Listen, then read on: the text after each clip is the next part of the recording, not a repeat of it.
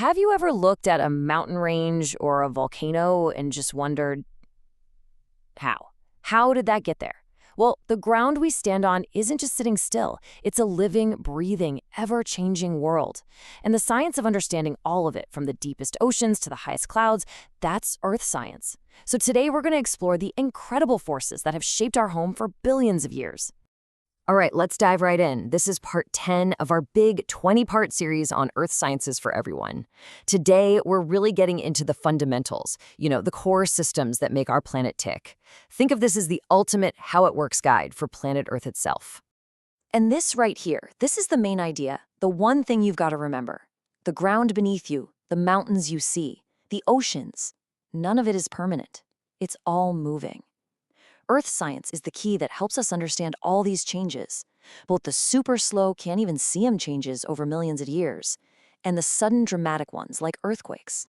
Now, to make sense of all this complexity, scientists look at the Earth as a system of 4 interconnected spheres. You've got the geosphere, that's all the solid rock and land. Then there's the hydrosphere, which is all of Earth's water.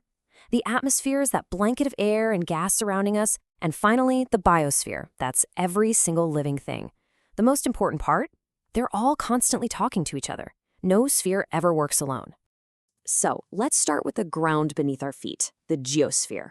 And this isn't just the surface we walk on, okay? It goes from the soil in your backyard all the way down to the planet's ridiculously hot iron core. It's a really active, restless system that's the engine behind so much of what happens on our planet. So how do we read the story of the geosphere? Well, it turns out rocks are like a history book. Tucked away inside their textures and minerals are clues about what was happening when they formed. Was it deep inside a volcano, or maybe at the bottom of an ancient sea millions of years ago? And that history is basically written in 3 different languages. You have igneous rocks, which are born from cooled magma, literally born from fire. Then there are sedimentary rocks, which are built up from tiny layers of older rock bits and pieces of organic stuff. And finally, metamorphic rocks, which are any kind of rock that's been completely transformed by intense heat and pressure.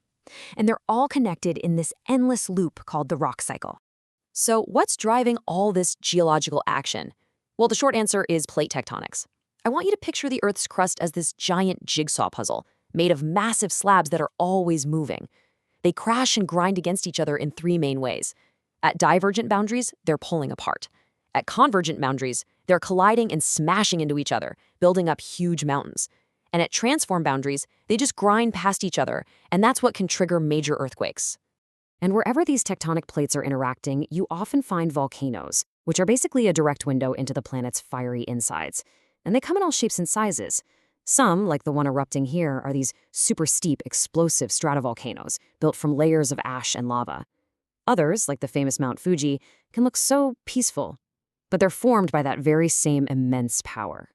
Okay, so from the solid rock of the geosphere, let's switch gears. We're going to move on to the fluid envelopes that make our world so unique, the hydrosphere and the atmosphere. In other words, water and air. Okay, think about all the water on our big blue planet for a second. An absolutely staggering 97.5% of it is saltwater in the oceans. That leaves just this tiny, tiny sliver, 2.5% as freshwater. But wait, the story doesn't even end there. Because almost 70% of that tiny amount of freshwater is frozen solid in glaciers and ice caps. So what's the takeaway? The accessible liquid freshwater we can actually use is one of the most precious and limited resources on the entire planet. All right, now let's talk about the air. It is so important to get the difference between weather and climate. Weather is what's happening outside your window right this second. Is it raining, sunny? Climate, on the other hand, is the long-term pattern. There's a great saying for this: climate is what you expect, weather is what you get. So all of our weather, everything we experience, happens in the lowest layer of the atmosphere, the troposphere. Now, if you look up, you can see the other layers stacked on top. Right above us is the stratosphere. And this layer is absolutely crucial because it contains the ozone layer, which acts like a planetary shield, protecting all of us from the sun's harmful radiation. It's literally what makes life on the surface possible. And that brings us to our final sphere, the biosphere. This is the sum of every living thing on Earth, and it's deeply connected with all the other systems we've just talked about. See, life isn't just a passenger on this planet, it's an active participant. It actually shapes the very planet it lives on. I mean, the diversity of life in the biosphere is just breathtaking. You've got these incredible hotspots of life, like tropical rainforests, that hold over half of all species we know about, even though they cover a tiny fraction of the Earth. Or coral reefs. People call them the rainforests of the sea. But maybe the most amazing are the extreme places, like deep ocean vents. Down there, life thrives in total darkness, powered not by the sun, but by chemical energy from inside the Earth itself. It just goes to show you how tough and adaptable life can be.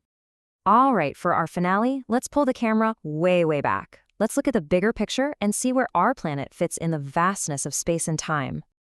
To really understand our place in the universe, we first have to appreciate the engine that powers our planet from the inside out. We all live on the thin, rocky crust. Below that is the slowly flowing mantle.